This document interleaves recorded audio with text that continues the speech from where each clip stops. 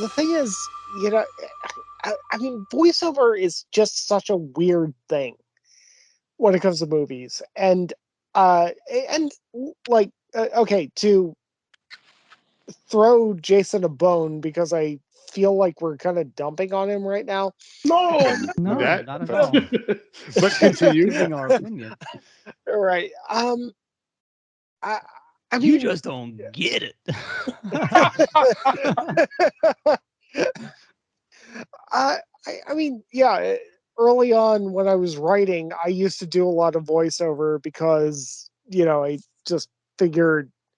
Well, I mean, also it was a time in cinema when like neo noir was a big thing, and like it was just kind of a cool thing to have a voiceover and everything like that. But now, okay, so first of all, I do think that yes, voiceover is a dangerous freaking thing if you're a writer because it can be cloying. It can be really annoying. It can be way too on the nose. Sometimes voiceover can be like CSI, where it's just like, oh, the bullet went through his sternum, and there's a voiceover of the bullet went through his sternum. Like, yeah, I just fucking saw that. Thank you.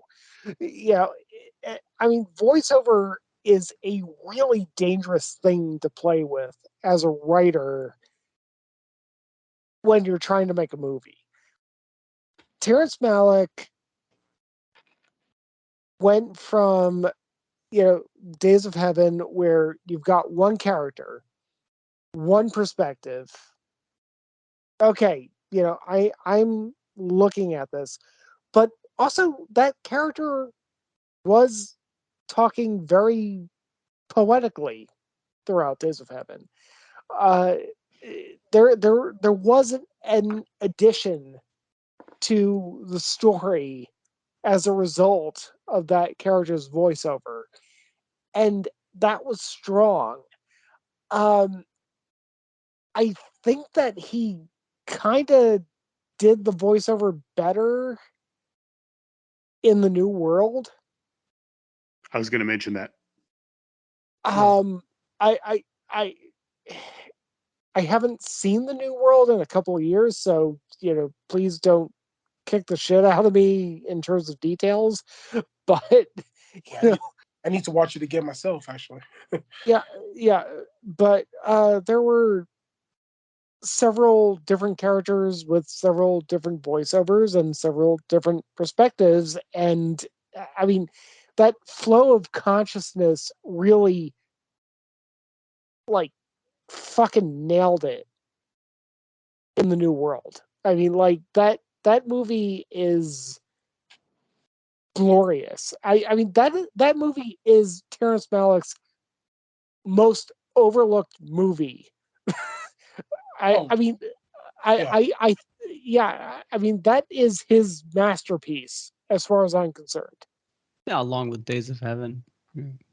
Yeah, well then, and can I say something really fast to you Matt? of course, About the voiceover with even with Days of Heaven, like one thing that stands out to me more than anything with Days of Heaven is the last voiceover in the movie, and when she's okay, when she's with that other girl, and that girl got basically stood up by this quote unquote boyfriend that she had, and the voiceover is so anticlimactic that I was like, why do I love this and why do I not understand it at the same time of why you would end that way? She says something along the lines of, you know, she maybe she'll get on the train and find herself a character. I was wishing the best for her. She's a friend of mine, and then it just ends. It's like, wow, that's an interesting way to end this very high intensity story, in that way. And I thought yeah, that was very special. So I think the voiceovers, as you say, the voiceovers is dangerous.